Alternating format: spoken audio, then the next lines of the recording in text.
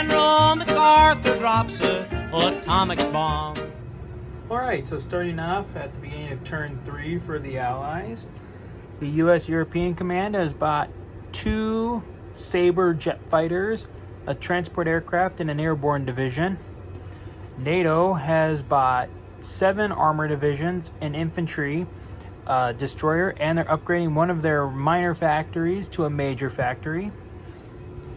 Over in the Pacific, the Americans are buying 2 transport aircraft, 2 airborne divisions, 2 regular infantry divisions, 1 destroyer, and then SATO is buying 3 infantry, a minor factory, and diplomacy dice, and they're going to once again try and do diplomacy for India. Oops. So let's see what happens. And they are unsuccessful.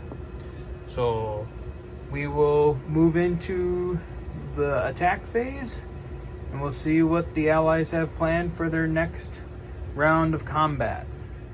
So going into the attack phase for the Allies in turn 3, it's all going to be focused in the Pacific. No action is going to be taking place in Europe.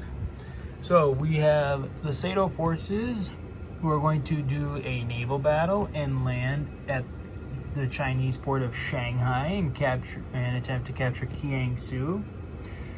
The U.S. Ships of the U.S. 7th Fleet are coming up into the sea zone up here to destroy this, but then land their Marines and some infantry into Shantung and capture the minor factory there. And then the Marines, 2 Marine divisions, are going to come up north and secure the Soviet Far East. So it'll be a pretty quick turn, I think, and then we'll take a look. I think we can all agree that it's probably all this is going to be pretty successful. So why don't we? Well, heck, we'll just roll on camera.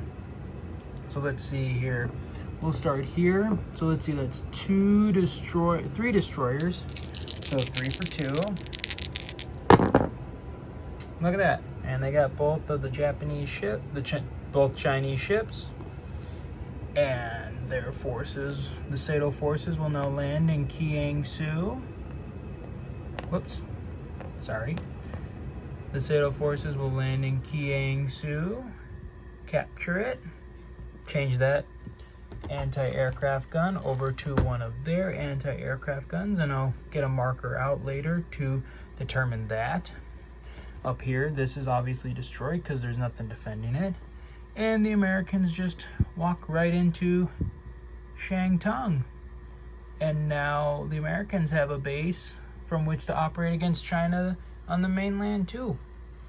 And then, like I said, up here, the Marines are just going to walk into the Soviet Far East. And that is pretty much all I mean, it's a success. All the combat for the Allies this turn is a resounding success. So we will move into doing the strategic movements and seeing what everything looks like at the end of turn 2 for the Allies. Alright, so following up at the end of the turn, the US and NATO forces are rushing as much as they can to France and Holland, Belgium to try and stave off the massive Soviet force that's coming at them. They're also trying to build up in Italy. They paid to have their minor in southern Italy upgraded to a major. See if that can help affect the balance of power at all. They put a couple of units in Israel.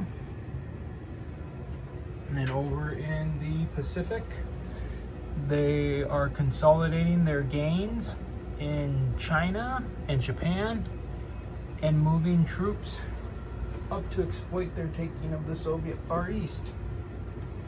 As it stands, these are the Allied defenders in France and Belgium. Again, here are the Soviet forces in West Germany. These are the Soviet forces that are sitting in Austria right now. And here's all the Chinese forces looking to come in. And so at the end of turn 3, NATO click 68, IPC, SATO 27, US European Command 35, and US Pacific Command 34. So that is the end of turn 3, and we'll just have to see how turn 4 ends up.